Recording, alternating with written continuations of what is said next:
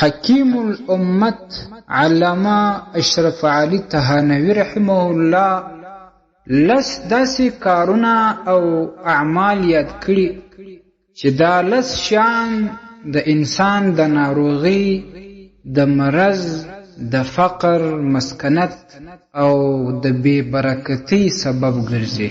یو دا میلمه ته په سپکه کتل. میلمه چې کم کور ته راځي، میلمه چې کم ځای ته ځي، نو هغه احترام او عزت پکاري او د میلمه په وجه په هغه ځای او په هغه کور کې برکت راځي. چې ته میلمه ته په سپکه وګورې، نو هغه کم برکت چې ستا و کور او ستا ځای ته راتلی، هغه برکت ختم سو، فقر او مسکنت به راځي. دویم دا چې بې اودسه قرآن کریم لمس کول. قرآن کریم ته یا آیاتونو ته بې اودسه لاس وروړل، دا د انسان د ناروغي او دا د بې برکتي سبب کیږي او شرعاً دا ناجایز عمل هم دی. دریم دا خوراک، څښاک، دا رقم بعض نور د خیر کارونه بی بسم الله شروع کول. بغیر د بسم الله ویلو که څوک په خوراک شروع کوي، که څوک شربت یا اوبه یا بل شی څښي یا بل یو ښه کار کوي، هغه کار بې برکته او بې خیره کیږي. که ته دغه دوا خورې، دا دوا هم په بسم الله باندې خوره. او که خوراک کوي، که څښاک کوي، سنت عمل هم دی بسم الله باندې وایه، وروسته الحمدلله وایه. څلورم عمل دا چې لمونځ قضا کول، یا د خپل سستی په وجه باندې یا د خپل بې پروایی په وجه باندې لمونځ درنه قضا سي. دا لمونځ قضا کول بیا داسې عمل دی چې د انسان به دا زړه بس تنګ وي، زړه به سکون او اطمینان نه لري. بس د دې نه بیا و انسان ته مرضونه او تکلیفونه او ناروغي پیدا کیږي. پنځم عمل دا په مسجد کې دنیاوي خبرې کول. په مسجد کې مجلسونه اچولي، ټول د دنیا خبرې کوي.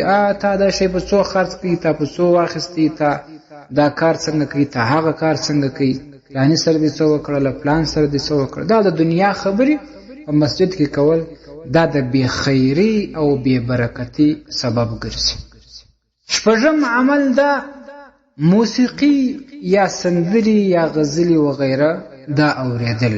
دا که په کور کې، که ستا په موبایل ټلیفون کې در سره یي، دا که په موټر کې، که بل ځای، د دې څخه باید مسلمان اجتناب وکړي. دا بیا داسې ګناه ده چې د دغه په اورېدلو سره د انسان زړه بې نوره کیږي، د انسان زړه توریږي.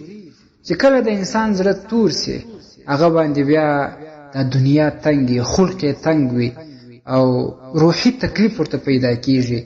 نو باید د دې څخه انسان اجتناب وکړي. اووم عمل دا چې دا هم د بې خیري او بې برکتۍ سبب دی او ډیر علما او طبيبان دا وایي چې د نورو ناروغیو سبب هم کیږي.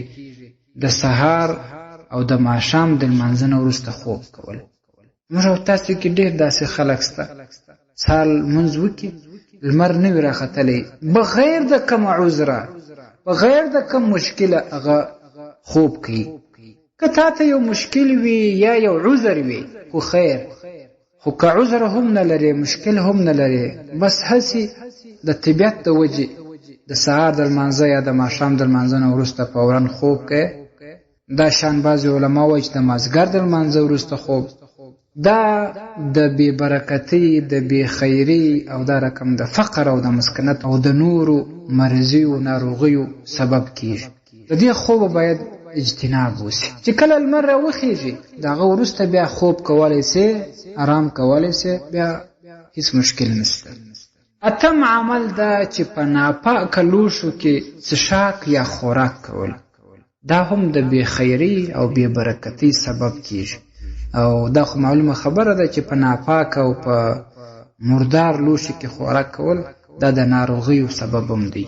دې څخه باید ځان وساتو. موږ اسلام امر کړیو په دې باندې چې ځان او کور، لوښي، جامه وغیره دا صفا وساتو.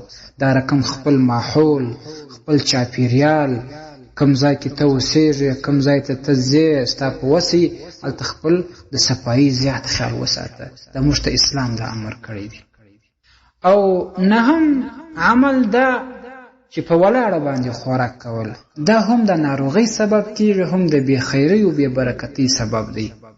او اخري لسم عمل دا دروغ ویل. دروغ موږ تاسو ته معلومه ده چې یو خو لویه ګناه ده، حرام کار دی. او دویم دا چې یو ډېر لوی د بېخیرۍ او لوی د بېبرکتۍ کار دی چې کم انسان کې دروغ و یا کم انسان دروغ ویل، هغه بېخیره انسان دی.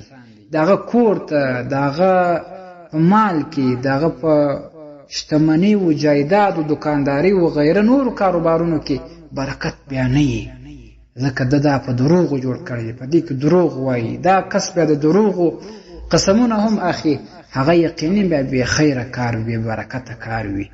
نو دغه لس اعمال چې د ناروغیو او دا رقم د بېخیرۍ، د بېبرکتۍ، د فقر سبب کېږي، باید موږ تاسو ټول دغه څخه ځان وساتو. درنو اوریدونکو، تاسو د مفتي حکیم الله صابر الحنفي صاحب و اصلاحي بیان ته غوږ واست چې د معارف الاسلام ادارې لخوا نشر سو.